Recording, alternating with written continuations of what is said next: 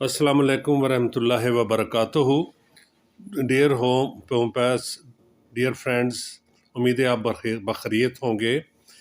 ये मैं अपनी ज़िंदगी का एक सच्चा वाक़या जो कि होम्योपैथी की सच्चाई की वाज़ेह दलील है वो पेश करना चाहता हूँ। अगरचे मैंने 1979 में ही होम्योपैथी का डिप्लोमा हासिल करने के बाद प्रैक्टिस शुरू कर दी थी, लेकिन होम्योपैथी का शदाई इस एक वाक़े के बाद हुआ जो मैं आपसे शेयर करना चाहता हूँ। ये 1980 की बात है।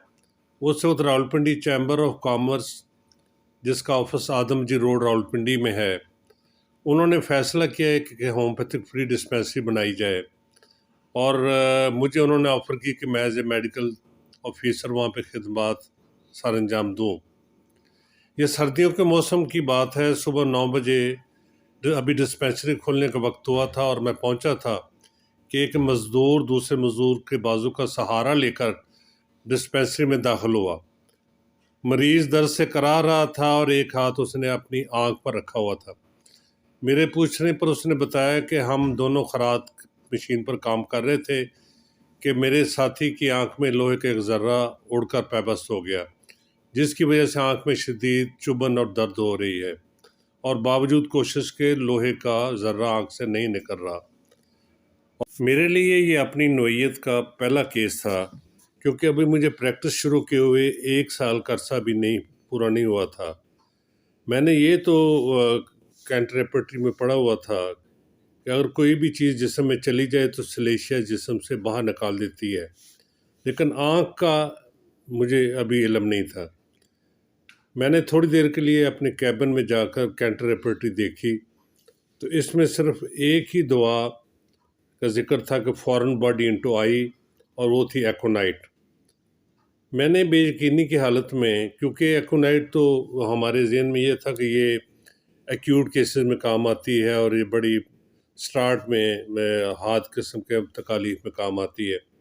बहरहाल मैंने एकोनाइट 200 की 2 खुराकें बनाकर दी और मशवरा दिया कि ये आधे आधे घंटे बाद इस्तेमाल करें, और अगर लोहे का ज़र्रा ना निकले तो मरीज़ को किसी हॉस्पिटल में ले जाके आई स्पेशलिस्ट को दिखाएं।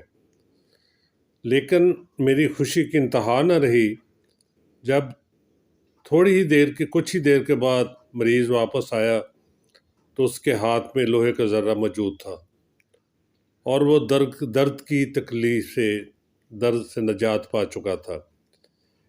इस वाक़े ने मुझे कैंटरप्रेटरी और होम्योपैथी का गर्विदा बना दिया, जो मैं आज तक हूँ।